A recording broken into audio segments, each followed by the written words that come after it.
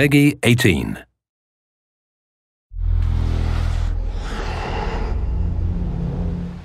Hi, my name is Ashraf Ismail, Game Director of Assassin's Creed 4 Black Flag, and I'm very proud to be showing off the Caribbean open world. Here, we're going to start with Edward. After completing a few missions, he's met up with the assassins, but he's not yet bought into the creed, so he still has this selfish need for fame and fortune. Edward is one of the most unique characters we've created for the Assassin's Creed universe. He is a man who is still trying to figure out who he is in life and what he wants to get out of it. At this point in the story, he still wants that fame, so one way to get it is to complete these assassination contracts. This is a way to make money and to gain a bit of notoriety. So here we go. We have 2 targets to take out, 2 Templar brothers. So we're going to accept the contract, and the world map is going to show us where this contract takes place. So we see here that the contract is actually very close to us. It starts in the village we're in, but as we zoom out, we want to show you the world that we have. Many locations, over 50 locations, centered by Cuba, the Bahamas, and Florida up north. This is a massive world. There's a lot to find and do in this Caribbean Sea. But now we'll get back to the Fisherman Village and go after our targets. The Fisherman Village, it's one type of location in this world. It's really here as a convenience to the player. This is where you can start missions, where you can shop to upgrade Edward and the Jackdaw itself. It's really about the mood and the ambiance of the Caribbean Sea. In the distance, we have a tavern that we're approaching. Taverns are places where you can hire crew, play mini games, drink if you wish. But for now, we're going to focus on the targets and take them out.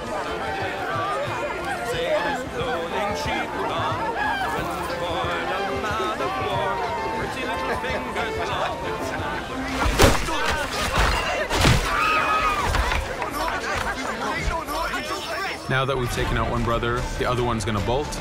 Just like classic ACs, we can chase him down and take him out that way, but there's many ways to complete this contract. We can use the new free aim system to shoot him this way, to eliminate him that way. We can jump onto the ship and take him out with his crew, but instead we're going to let him escape into the sea and follow him with the Jackdaw. This is your ship. This is the second main character of the game. You're going to have to customize and upgrade the ship as you go on this journey with Edward.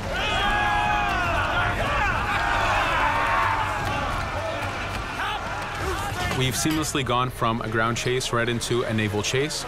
We could destroy the ship and complete the contract that way, but instead, using the spyglass, we can see that he's carrying a lot of rum. Rum is important in the economy system. It's one way of making a lot of money if you sell it properly. So instead of destroying the ship, we're going to plunder that ship. Fire!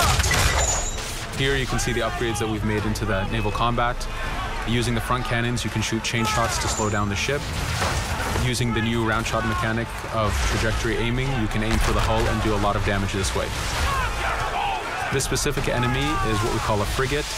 Frigates are the type of ships that you need to destroy as fast as you can, because the longer the fight lasts, the more damage they're capable of doing.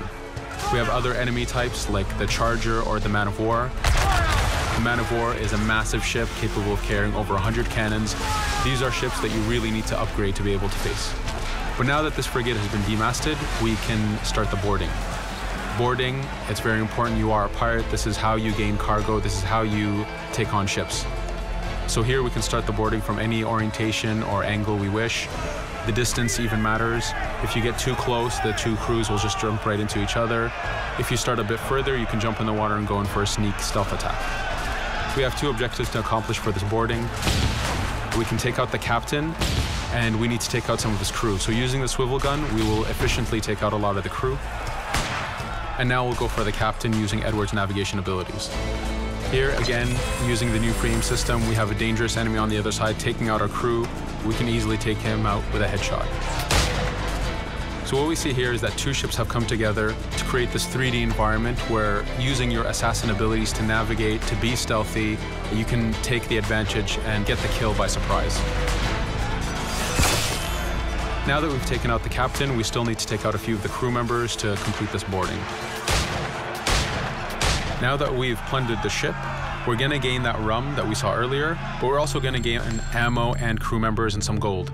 With every boarding, there's 3 options that you can do with that ship. You can gain crew members, you can send the ship to your fleet if you wish, or you can salvage a ship to repair the Jackdaw if you took too much damage in the fight. In this case, since we did well, we're going to send the ship to our fleet. Now that we're back in the Caribbean Sea, we needed to make sure that every minute something is being advertised to the player, something new for the player to do. In this case, we have this uncharted location. These are what we call playas. We have over 75 of these in the Caribbean world. Every playa has something very important for the player to find, something that will help in upgrading Edward or the Jackdaw. So it's in your advantage to explore these locations.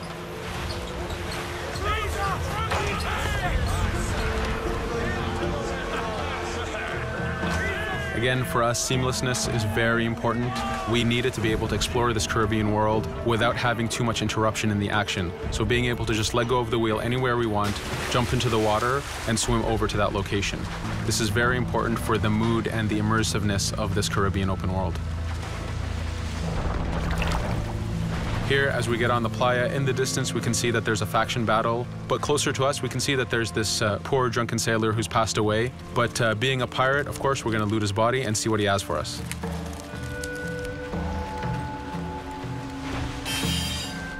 So we found a treasure map. This treasure map is asking us to go to an island called Misteriosa. Every time you find one of these, you know that you're going to find a treasure that is linked to the progression of the Jackdaw or Edward, so they are very valuable.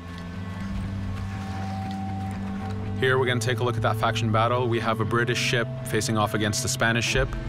We could jump in and take advantage of this opportunity, allowing each ship to weaken the other and for us to plunder both. But now we're going to make our way back to the Jackdaw. Again, this is the second main character of the game. There's a lot of customization and a lot of upgrading to do on the Jackdaw. You can upgrade all the weapons to fit the playstyle you wish. Now, as we get onto the Jackdaw, we can see that the crew is cheering for us. Edward has a really close relationship with his first mate, Adewale, standing right there, and with his crew. And this is something that you'll see later in the demo, that we can lose and gain crew members. Again, using the spyglass, we can really see the contents of a ship, but you can also assess the danger and threat level of these ships. But for now, we're going to continue to Misteriosa to find that treasure. Here we've crossed into a harpooning zone. The harpooning system is connected to the hunting system, which is used for upgrading Edward himself. So you can upgrade the number of weapons he carries, the ammo that you can carry, and even his health. But for now, we've moved past that zone and we've got into a storm. Storms are very dangerous. If you're not careful, if you don't know how to navigate a storm, you will take damage to your ship and you will lose crew members. In the distance, we can see a water spout. This is a tornado in the ocean. These are very dangerous. They can suck you in, and when they do, they tear the ship apart and take out your crew. Here we can see its effect on a ship. This poor ship got sucked in and got destroyed. Storms are very dangerous, but we wanted the player to take advantage of this. When you've mastered a storm, when you know how these systems work, you can pull enemies into a storm and let the storm do damage for you. So there is a strategic element to using a storm in the world.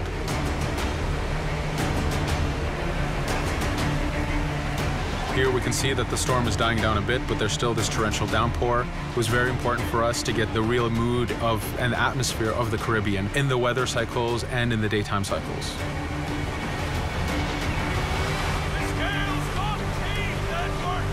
But here, since we've survived the storm, did pretty well, let's order our crew to sing. Sea shanties are a part of this game. It's a collectible that you can find in the world. So the more you find, the bigger playlist you have for your crew.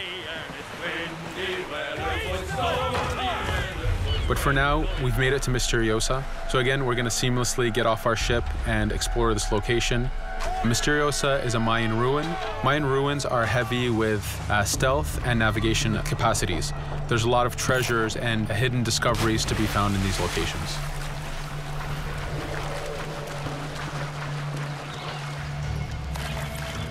If we recall the treasure map, the treasure is hidden behind a temple. So just by quickly looking around, we can see that temple looks about right. So that's our objective. We'll head there. As we go this way, we can see there's a lot of guards on the beach.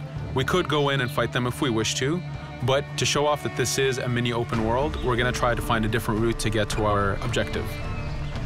Here, we've seen a guard. We don't want to alert him, and we don't want to alert the guards on the beach, so we're going to use our stealth ability to take him out silently.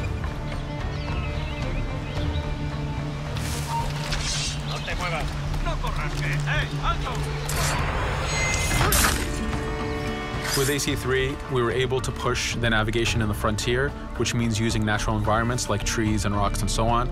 Mayan ruins are the perfect place where we mix man-made structures and these natural environments.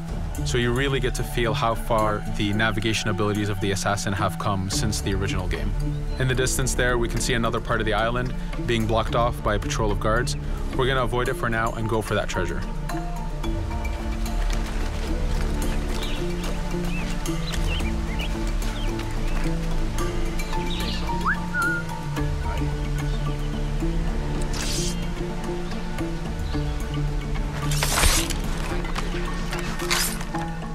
It's important for us to be able to give the players new tools, specifically for stealth. In this case, we have the blowpipe. Using the berserk darts, you make your enemies go crazy. Effectively, this means that they'll attack anything and everything in sight, including their own friends, animals, or Edward if he was in the way. So you do have to be careful with how you use it. But now that we've caused a distraction, if we happen to fall down there, at least there's already a bit of damage done for us. But using our navigation skills, we're able to get past that area without any trouble. There in the distance, you can see the jackdaw placed exactly where you left it when you got onto this location. It's really important for us to show the beauty of this Caribbean world. The Caribbean has some amazing vistas, and we pushed ourselves to replicate this in the game.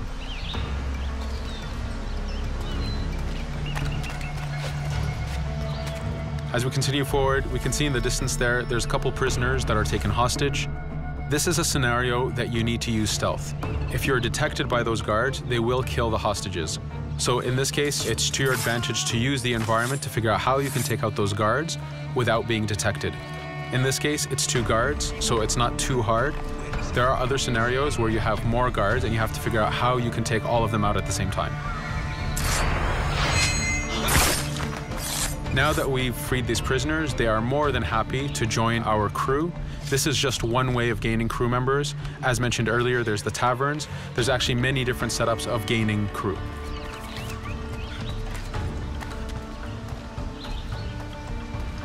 Here, we're going to go back to the treasure map.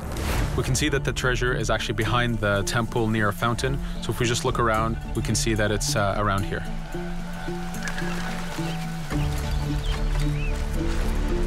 Now that we've found the treasure, what we've actually found is a blueprint. Blueprints are incredibly valuable for the upgrading of the jackdaw. This is how you can upgrade the biggest and most devastating upgrades of the ship.